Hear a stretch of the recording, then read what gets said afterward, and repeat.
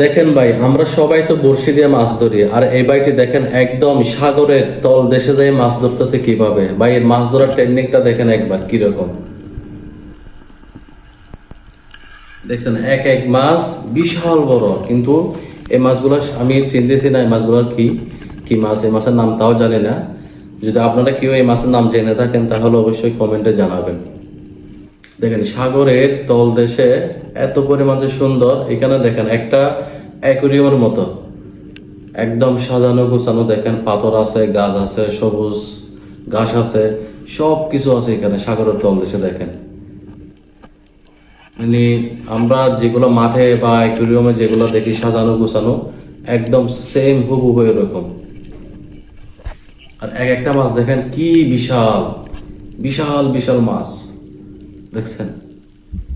ও মাই god, বিশাল মাছ।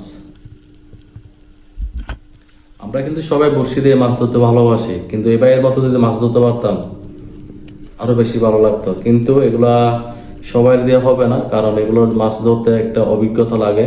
কারণ সাগরের একদম তল দেশে এরা কিন্তু প্রায় 10,000 20,000 ফিট গভীরে যে মাছগুলো ধরে, এই বিভিন্ন সাগরের মাছগুলো এরা সংগ্রহ করে একদম সাগরের তল দেশে যায়। দেখেন একদম সাগরের তল দেশে গেছে দেখেন বাইটি।